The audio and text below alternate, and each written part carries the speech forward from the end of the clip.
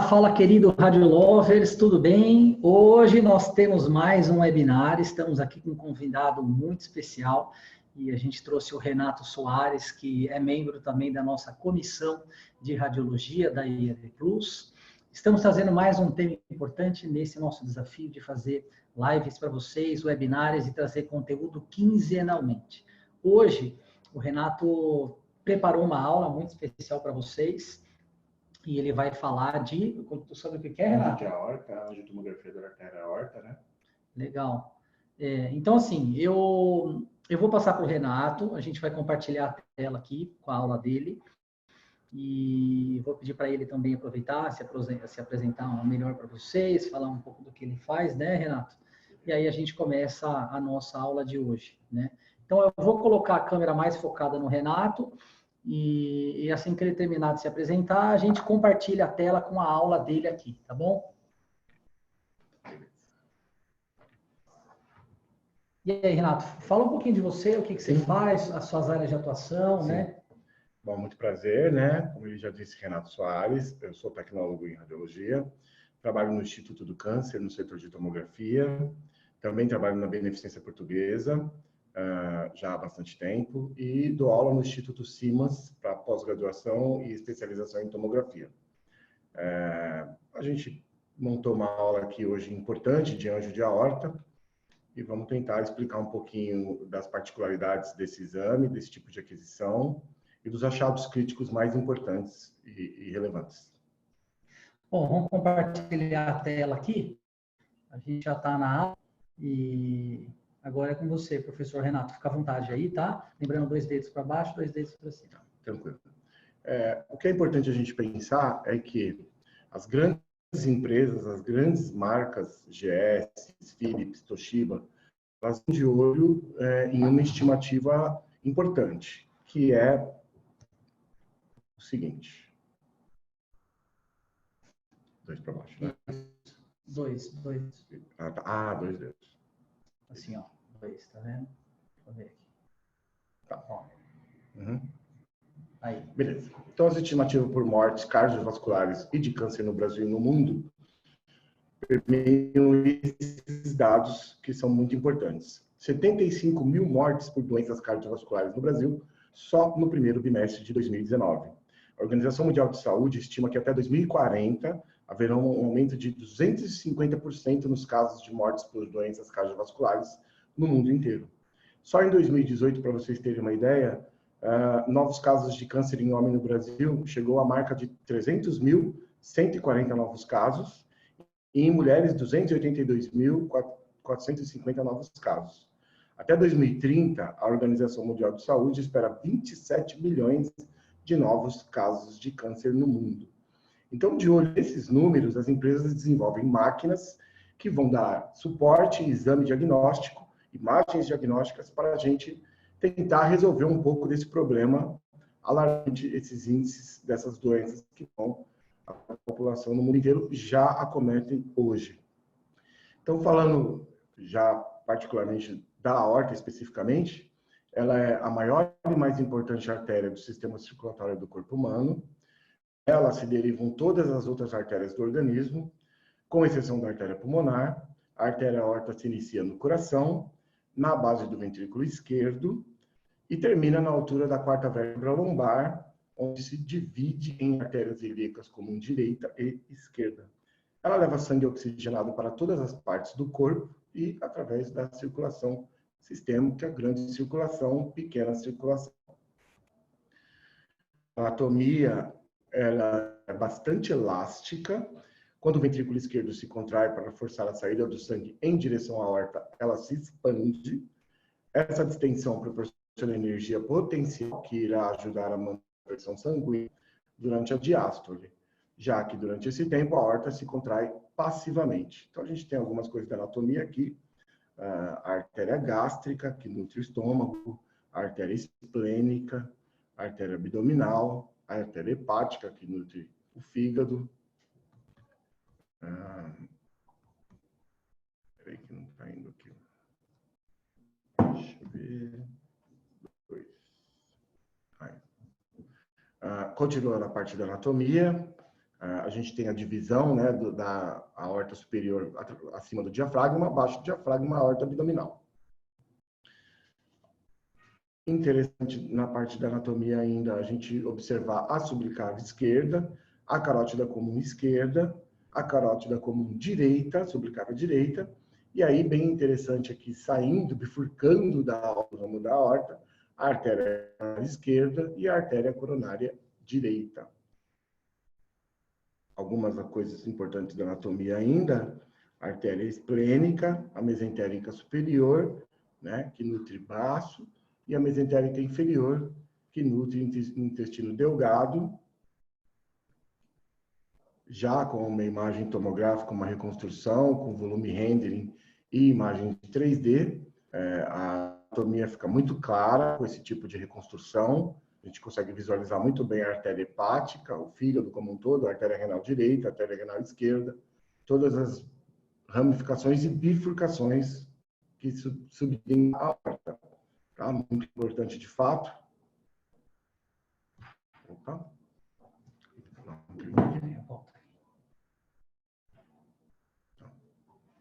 Beleza. E aí, concluindo então a mesentérica inferior, a mesentérica superior, a artéria comum já dividida, né, direita e esquerda, a artéria renal esquerda, a artéria esplênica.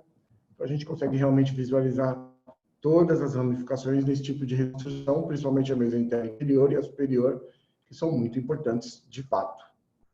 E aí, falando do protocolo propriamente dito, né, o protocolo, vamos direcionar aqui para o protocolo do ICESP, a gente fala das particularidades desse tipo de aquisição e o que a gente precisa para alcançar uma alta qualidade diagnóstica neste exame. Então, é fundamental a gente pensar no preparo prévio do exame, dando grande ênfase nas questões da boa prática, que a gente pensa em orientar o paciente em relação ao jejum, a anamnese completa, que é fundamental saber se o paciente é diabético, se ele faz uso de metformina, outras medicações, se ele tem pressão alta. Isso é importante na hora que a gente pensa na injeção do contraste. Exames anteriores são sempre válidos para a gente permear o que já foi feito no cliente antes. Avaliação criteriosa da creatinina e da taxa de filtração glomerular, que são os índices que vão nos dizer se o rim está ok para excretar esse contraste, que evidentemente não pode ficar no corpo por mais de 48 horas. Pulsão venosa calibrosa, de preferência na fossa occipital do membro superior direito, né? Tem todo um porquê do membro superior direito, porque realmente ele chega mais rápido na cava superior e já preenche as 4 câmeras cardíacas. Então, o contraste é mais favorável no membro superior direito, isso para todas as anjos, não só para anjo de aorta. E um fluxo de contraste de 4 a 5 ml por segundo. É muito importante a gente garantir essa entrada rápida do contraste, para a gente conseguir pegar um grande momento aí de preenchimento da aorta com contraste em pico máximo e fazer a fase arterial bem satisfatória, tá? Uso do contraste EV com concentração de 300, não é necessário a gente aumentar a concentração desse contraste, tá? O scout, né? A gente vai pensar no scout dual, com a imagem anterior e a imagem lateral, né? Quando a gente pensa na porção da aorta torácica, observe no FOV da primeira imagem, a gente busca ali do ápice do pulmão até as suprarrenais. Quando a gente pensa numa aquisição da aorta abdominal, a gente pensa nas cúpulas do fígado como parte do bordo superior do FOV até a sínfise pública, na parte inferior do FOV. E quando a gente pensa no estudo de aorta total, a gente vai do ápice do pulmão até a sínfise pública, pegando toda a extensão da aorta até quando ela se bifurca. Tá? Algumas imagens aqui da plataforma do Philips, que é onde a gente tem maior experiência. Então, a gente tem uma fase sem contraste, né? Depois a gente tem uma fase arterial e depois a gente tem uma fase venosa. Então, observe aqui nosso lente de 500, nossa espessura de corte 2:1 para fase sem contraste. Não precisamos cortar tão fino nessa fase. Nós vamos pensar aqui no filtro standard, uma janela de mediastino, com janela 40/400, né?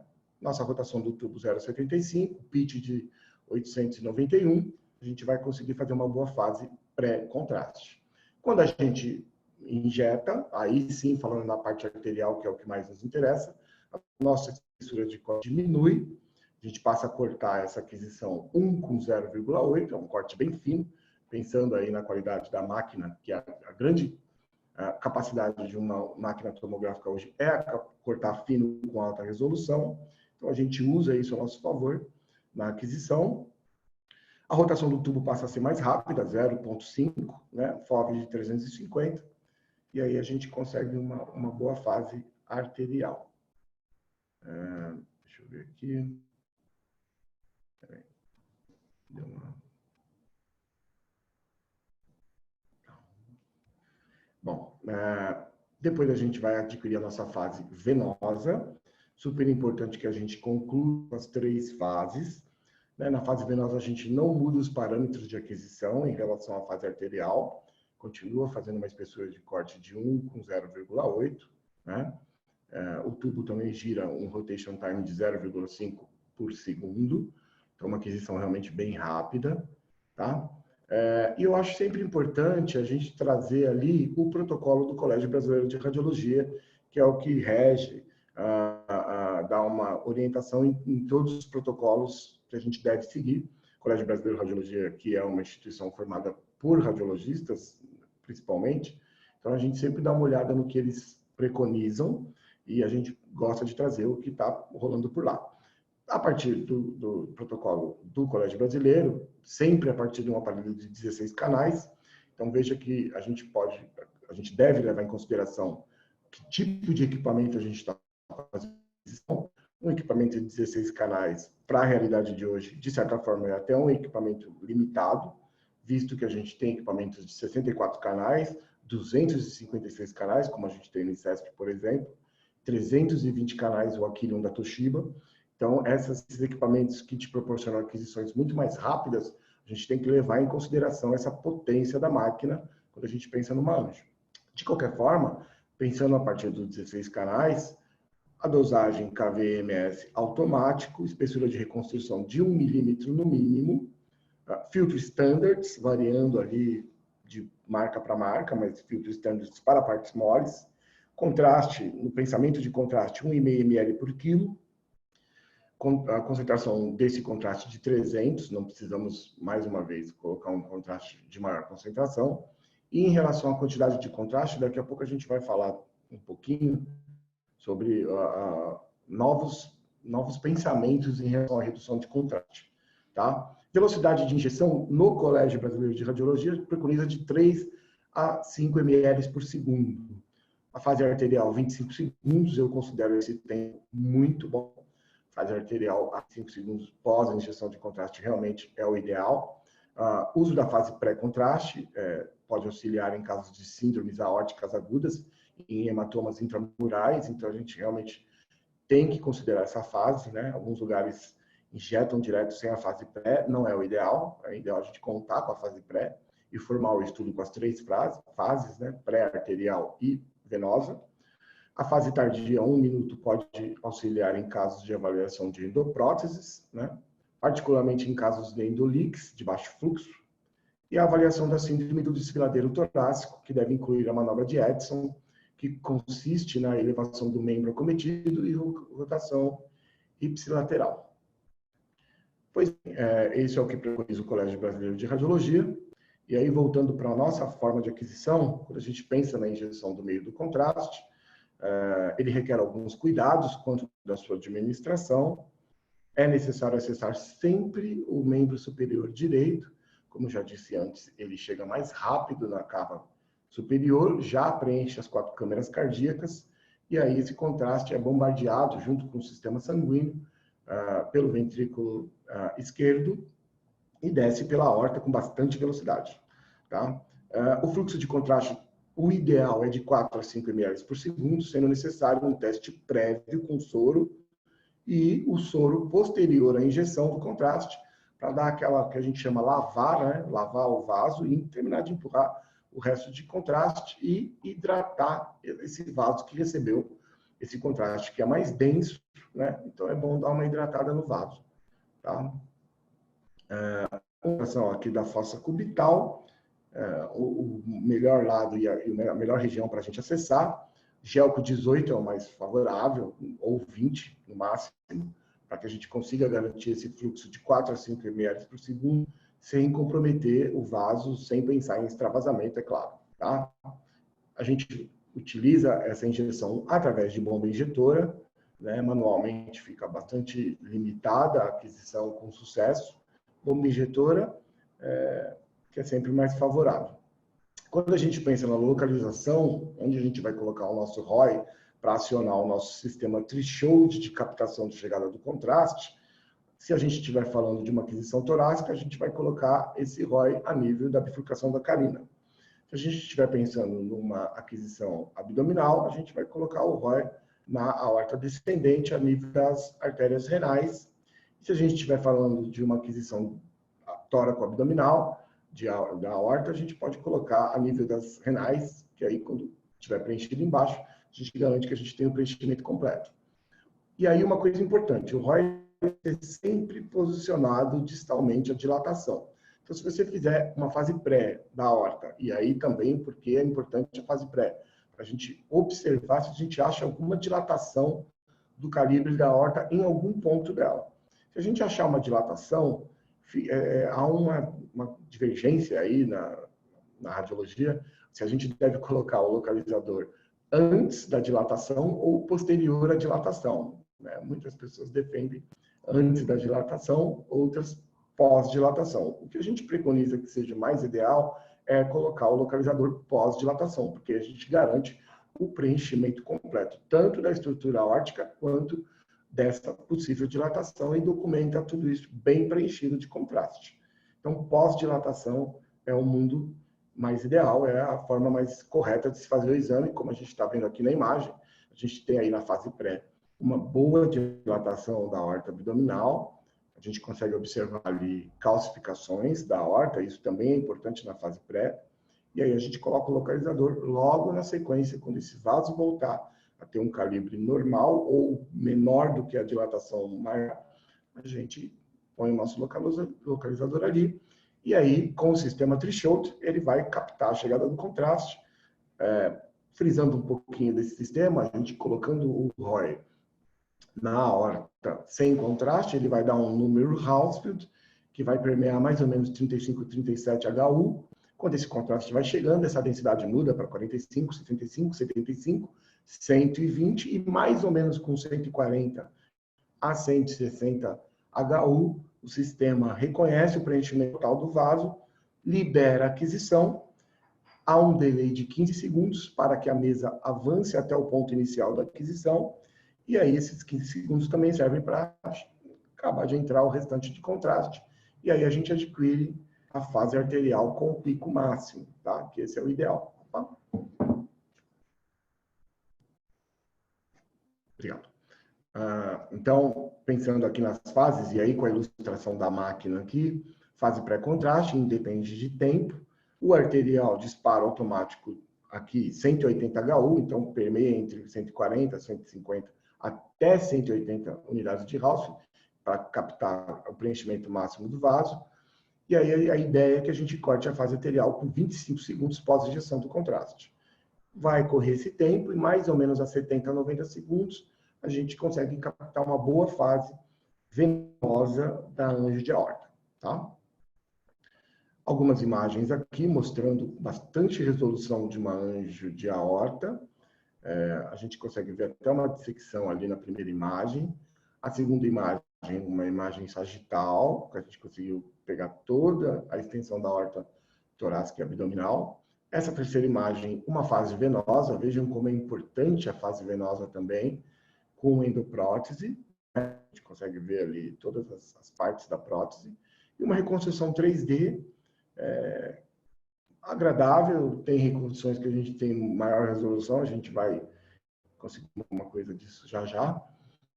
E aí, agora, dos achados críticos possíveis, né, nas anjos de aorta, fala pelo menos os 3 mais importantes, que se evidenciam quando a gente consegue fazer uma anjo com as fases todas certinhas, pré-arterial e venoso. Começando pelo aneurisma de aorta, um achado bem importante. É uma dilatação anormal localizada em um vaso sanguíneo, ocorre principalmente na aorta ou mesmo no coração, e pode ser classificado como verdadeiros e falsos aneurismas. A gente tem algumas imagens aqui. O aneurisma fusiforme, que ele é bem arredondado. O aneurisma sacular, né, que ele tem uma forma um pouco mais bicuda, vamos dizer assim. O aneurisma sacular e fusiforme, que ele é arredondado numa extremidade e um pouquinho mais acentuado na outra. E a gente tem o falso aneurisma, que a gente chama de pseudoaneurisma. Tá? Então, o falso aneurisma ou pseudoaneurisma é a comunicação entre o lúmen arterial, ou seja, a parede do vaso, e o tecido conjuntivo subjacente, resultante da ruptura arterial. Uma cavidade cheia de sangue se forma na parede do vaso e sela o vazamento à medida que trombosa. Então, o aneurisma é muito sério porque ele cria um subtrajeto, né, dentro das paredes do vaso, e isso é consideravelmente grave. A gente tem algumas imagens aqui. Você observa a extensão da aorta normal e um subcaminho que gera um aneurisma até grande, de certa forma, à esquerda. Na outra imagem aqui, um pseudoaneurisma bem arredondado no lado direito. Tá? Outras imagens, observe essa imagem no plano axial, em fase arterial de pico máximo, um aneurisma gigantesco. A aorta realmente está extremamente dilatada. É impressionante como ele consegue se dilatar dessa forma. Quando a gente olha para a imagem, dá a impressão que vai até estourar o vaso. E quando a gente olha a imagem sagital aqui no tempo venoso, a gente observa que a gente tem algumas réguas de medição. Isso é comum. Quando a gente tem um aneurisma, o radiologista ele vai medir a densidade desse vaso, vai medir essa dilatação, comparar com a dilatação natural, ou melhor, o tamanho do calibre que seria o natural, e aí vai permear o tamanho da dilatação, dando tudo isso em números, é o que permeia o laudo de um aneurisma de aorta. Depois a gente pode fazer esse tipo de reconstrução 3D, que dá uma visualização diferenciada da aorta, onde a gente consegue ver esse pseudoaneurisma, um aneurisma fusiforme e um aneurisma sacular, que é mais arredondado nessa imagem aqui à direita. Uma ilustração do pseudoaneurisma, esse falso aneurisma que cria esse falso trajeto, um aneurisma sacular, que, como o nome já diz, ele tem ali uma forma mais arredondada, e o fusiforme, que dilata, de certa forma, dos dois lados. Tá? Uma imagem de um aneurisma gigantesco em fase venosa. Então, observem que onde a gente tem essa passagem do contraste mais clarinha, é onde está passando a circulação. Toda a outra região mais hipotransparente, vamos dizer assim, é uma parte sem vascularização. E aí, falando aqui da dissecção de aorta, a dissecção é uma emergência médica caracterizada por uma lesão da parede interna da artéria aorta. Ocorre quando o sangue penetra na parede da artéria, dissecando entre duas camadas e criando aí uma cavidade no interior da própria parede do vaso, um falso trajeto. Essa condição pode diminuir a irrigação em determinados órgãos ou, em casos até mais graves, provoca o rompimento da camada mais externa do vaso, o que gera um problema grave. Esse tipo de dissecção tem algumas classificações. A classificação de Beckey, que é de 1985, preconiza 3 tipos principais de dissecção, de acordo com a localização e a extensão dessa dissecção. Então, a gente tem o tipo 1, que acomete mais ali a curva da aorta, o tipo 2, que é basicamente a mesma região, mas com mais dilatação, e a do tipo 3, que acomete essa parte posterior aqui da extensão da aorta. E a gente tem a classificação de Stanford, que é de 1970, que considera o comprometimento regional da aorta como fator fundamental. Então, a gente tem DBEC tipo 1, DBEC tipo 2, DBEC tipo 3 e DBEC tipo 4, que é a forma mais grave, se a gente observar aqui nessa imagem, na quarta imagem aqui. Então, as localizações de Stanford e de DBEC são iguais, mas só se classificam ali das duas formas diferentes, tá? Algumas imagens para a gente ter uma ideia melhor, uma fase axial com uma grande dissecção ali, a tronco pulmonar, veja o subtrajeto que se cria ali, uma imagem um pouquinho menos densa do que na fase arterial. Aqui na segunda imagem, um corte axial, uma grande dilatação, um grande subtrajeto.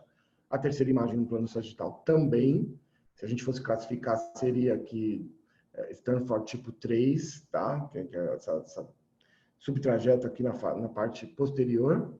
Uma imagem axial aqui também, e as outras duas imagens, e aqui sempre uma reconstrução 3D, que sempre dá uma visualização muito mais rica da aorta como né? Uma imagem bem ilustrativa de uma dissecção, tá? Muitas vezes, quando a gente faz o exame, uma pessoa menos experiente vai olhar e falar, nossa, deu um artefato, né? Um artefato de alguma coisa, mas não, é um achado mesmo, é uma dissecção.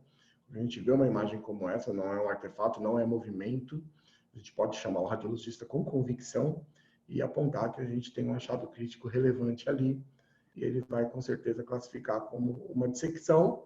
Depois, em termos de classificação, vai ver se é um Stanford tipo 1, 2, 3, 4 ou The Beck, tá? Uma imagem aqui coronal, com uma dissecção bem importante da aorta, em 2 pontos, inclusive. Tá? Só para a gente ter uma ideia. Essa ficou bem interessante, que a gente consegue ver toda a extensão da aorta e a bifurcação.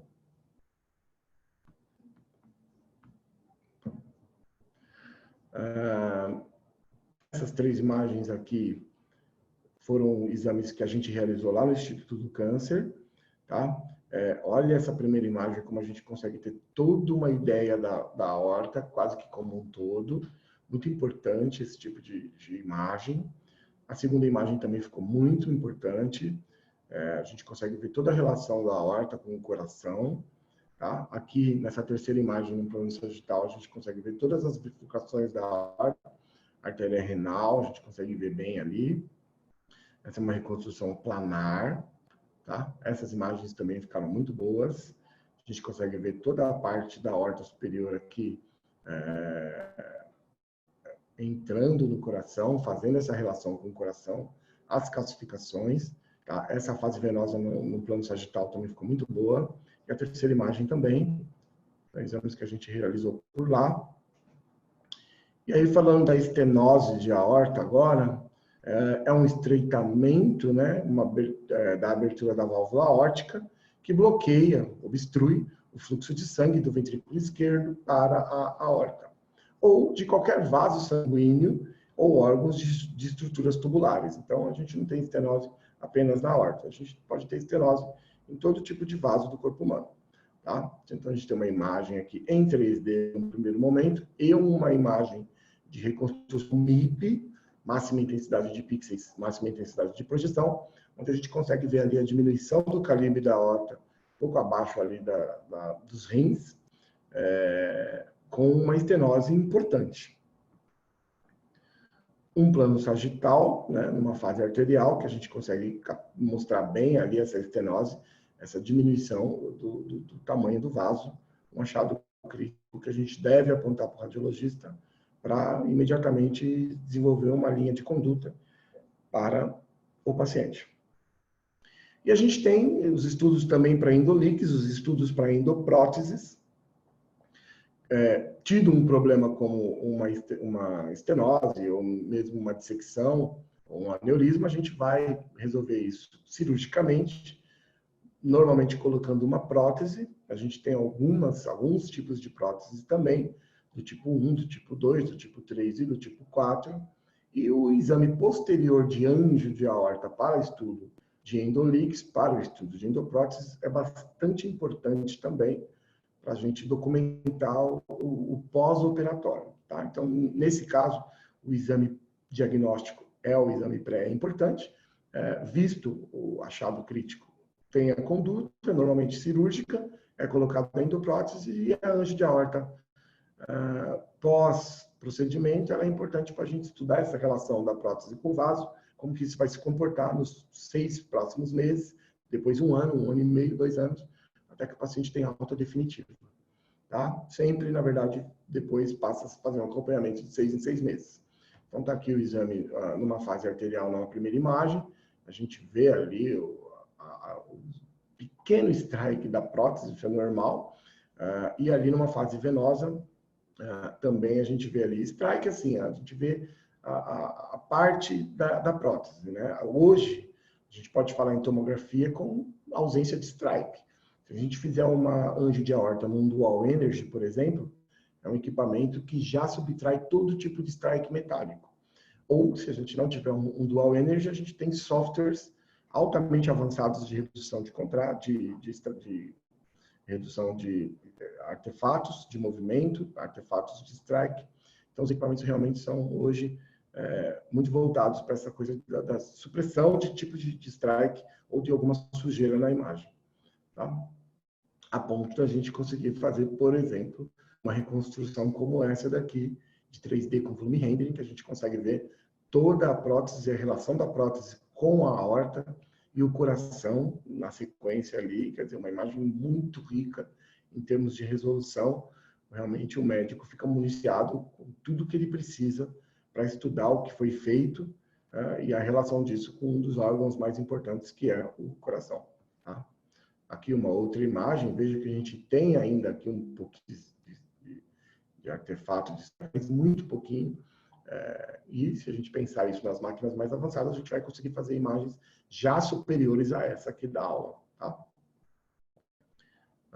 A gente tem aqui o aneurisma e a endoprótese. Então, observe que já tratou, nesse caso aqui da imagem à nossa esquerda, já colocou uma endoprótese, mas mesmo assim desenvolveu um aneurisma, achou ali um espaço entre as próteses ali e desenvolveu um aneurisma que vai precisar tratar também.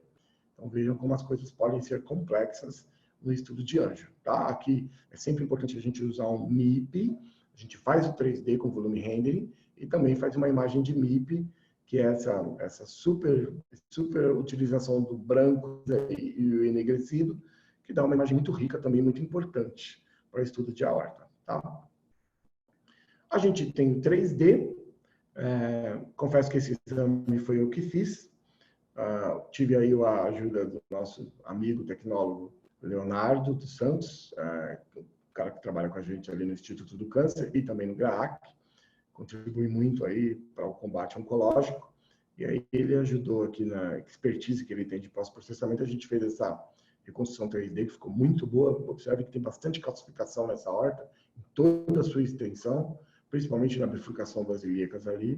Um exame que ficou muito legal, bonito aqui com um pouquinho mais de zoom, tá? E sempre que a gente pensa no 3D, a gente pensa no MIP, para a gente ter essa visualização com o extremo do branco, do cinza e do enegrecido, tá? Então, essa foi a nossa aula, espero ter contribuído. A gente falou, basicamente, tudo que é importante para a gente chegar nesse tipo de estudo. Lembrando que é super importante a gente sempre acessar o lado direito do paciente e sempre garantir um fluxo alto. Se por um acaso for apontado para você que o fluxo possível no membro do paciente é um fluxo de 3 a 3,5, vai ter que ser levado em consideração que tipo de máquina você tem, se você tem um 16 canais, ou se você tem uma máquina mais rápida, e aí com esse contraste entrando mais devagar, você vai ter que dar um pouquinho mais de tempo para esse contraste entrar, para depois soltar o sistema threshold, vai ter que pensar um pouquinho mais para garantir esse preenchimento total em um tempo de 20 até 35 segundos, para você pensar na fase arterial, que é uma das fases mais importantes. E depois o venoso você fica mais tranquilo para fazer. Espero ter contribuído. Muito obrigado ao Vinícius, muito obrigado ao EAD Plus.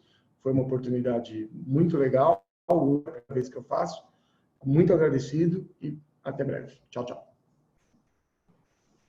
Muito legal, aliás, que aula espetacular, Renato. Parabéns, incrível conteúdo massivo, técnico na veia. Tá de parabéns. Tenho certeza que foi muito importante aí para todos nós, para todos que assistiram, né? Deixa eu tirar o compartilhamento de tela aqui. Tenho absoluta certeza que foi extremamente rico, né? E, Renato, você deu um verdadeiro show. E para vocês aí que acompanharam o conteúdo, muito sucesso.